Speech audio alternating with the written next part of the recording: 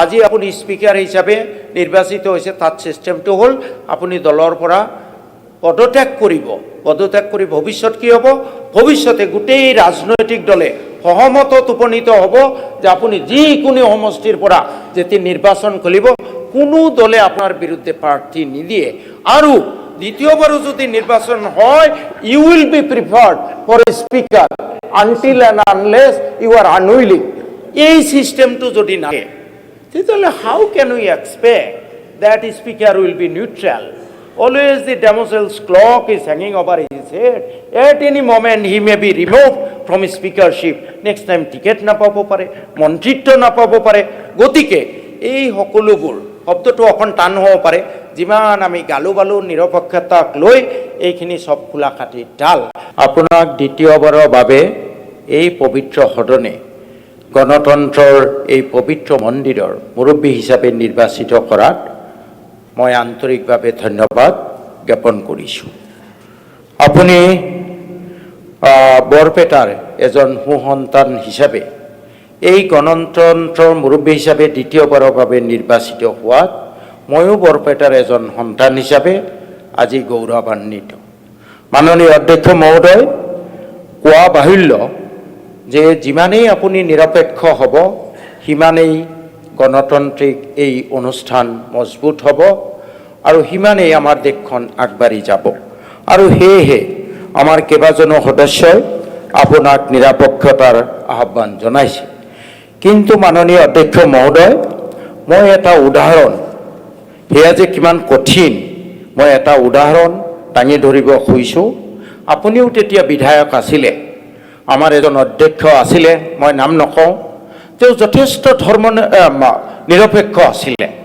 তেওঁ আনকি শাসকপক্ষীয় মন্ত্ৰীকো ধমক দিছিলে, এই সদন উলিয়াই দিব খুজিছিলে। কিন্তু 5 বছৰ পিছত আমি কি দেখা পালোঁ? তেওঁৰ টিকেটৰ কাৰণে সংকট আহিলে, তেওঁৰ টিকেট নাপাওঁ হৈ গ'ল। গতিকে যিমানেই যে নিৰপেক্ষতাৰ কথা নকওঁ, until the system changes, at the end of the day the speaker will have to approach his party for his ticket. আৰু তাতোকৈ ডাঙৰ কথা, যদি তেওঁৰ পাৰ্টীয়ে তেখেতক বেয়া পায়, যিকোনো মুহূৰ্তত স্পিকাৰৰ পৰা অপসাৰণ কৰিব পাৰে। গতিকে এই কথাবোৰো আমি চাব লাগিব। এই ক্ষেত্ৰত মই আমাৰ মাদাৰ অফ ডেমক্ৰেচি ইউকেৰ ছিষ্টেমটোলৈ অলপ আলোকপাত কৰিব খুজিছোঁ। Because when we are in any crisis about functioning our democratic institutions, or we always look forward to our mother institution, the Parliament of UK. Parliament of UK এই নিৰপেক্ষতা বজাই ৰখাৰ স্বাৰ্থত তেওঁলোকে এটা ছিষ্টেম কৰিছে। আমাৰ পাৰ্লিয়ামেণ্টতো মাবলেংকাৰ চাহাবৰ দিনত এটা আলোচনা চলিছিলে, কিন্তু বিভিন্ন ৰাজনৈতিক দল সহমতত নোহোৱাৰ কাৰণে সেইটো নহ'ল। কিন্তু ইংলেণ্ডত সেইটো চলি আছে, আৱাৰ মাদাৰ অফ অল ডেমক্ৰেচিছ। তাত ছাৰ গোটেই সদনৰ গেটাৰতেও জনাইছোঁ, তাত এটা কথা আছে, এই speaker is always a speaker.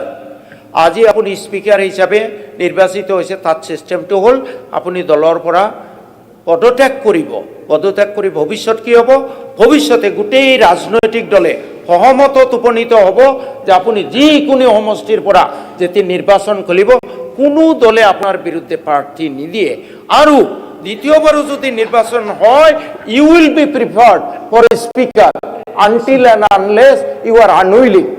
এই ছিষ্টেমটো যদি নাহে, তেতিয়াহ'লে how can we expect that speaker will be neutral? Always the Damocles clock is hanging over his head. At any moment he may be removed from his speakership. Next time ticket নাপাব পাৰে, মন্ত্ৰিত্ব নাপাব পাৰে। গতিকে এই সকলোবোৰ শব্দটো অকণ টান হ'ব পাৰে, যিমান আমি গালো বালো নিৰপেক্ষতাক লৈ এইখিনি চব খোলা কাটি ডাল। আমি যদি প্ৰকৃত পক্ষে আমাৰ স্পিকাৰ অধ্যক্ষ মহোদয়জন নিৰপেক্ষ হোৱাটো বিচাৰোঁ, তেওঁৰ ভৱিষ্যতক লৈ আমি এটা নিৰাপত্তাৰ কবচ ইয়াত তৈয়াৰ কৰিব লাগিব। আৰু মই মাননীয় অধ্যক্ষ মহোদয়, মই আপোনাক অনুৰোধ জনাইছোঁ যে ইউকেৰ নিচিনা ছিষ্টেমটো, এই speaker is always a speaker, আপুনি এই ছিষ্টেমটো যদি আমাৰ ইয়াতো কৰিব পৰা যায়, perhaps will be the first in the history. তাৰ কাৰণে গোটেইকেইটা পলিটিকেল পাৰ্টি সহমতত আহিব লাগিব। যে স্পিকাৰজন নেক্সট টাইম যিটো সমষ্টিতে খেলিব কোনো দলেই তাত প্ৰাৰ্থী নিদিয়ে আৰু তেওঁ যদি বিজয়ী হৈ আহে তেওঁৰ বিৰুদ্ধে কোনো স্পিকাৰৰ কেণ্ডিডেট নাথাকে।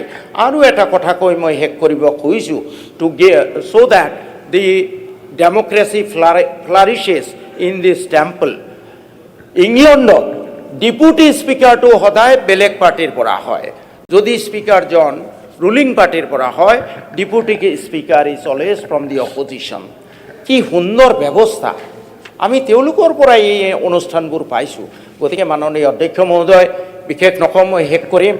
মই প্ৰথমেই কৈছিলোঁ মই বৰপেটাৰ নাগৰিক হিচাপে আপোনাৰ ধন্যবাদ জনাইছোঁ।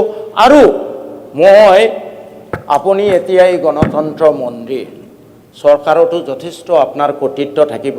মোৰ বৰপেটা জিলাখন, আপোনাৰ বৰপেটা জিলাখন বহুত পিছপৰি আছে, ৰেলেৰে সংযোগ কৰা অতি জৰুৰী অধ্যক্ষ মহোদয়।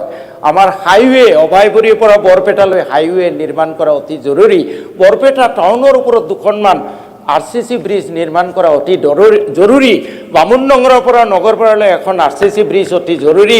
মই আশা কৰিম মাননীয় অধ্যক্ষ মহোদয় আপুনি আপোনাৰ কৰ্তৃত্ব ব্যৱহাৰ কৰি আমাৰ বৰপেটা জিলাখনক অসমৰ ভিতৰত উজ্বলি উঠাবলৈ আপুনি যত্নপৰ হ'ব। এইখিনি কৈ আকৌ এবাৰ অল ইণ্ডিয়া তৃণমূল কংগ্ৰেছ পাৰ্টিৰ পৰা আপোনাক ধন্যবাদ জনাই মই সামৰিছোঁ। আপুনি বিচৰা বাতৰি পাব কেৱল নিউজ 18 এপত। নিউজ 18 এপ ডাউনলোড কৰিবলৈ স্কেন কৰক এই QR কোড। গুগল প্লে ষ্টৰতো পাব এই নিউজ 18 এপ।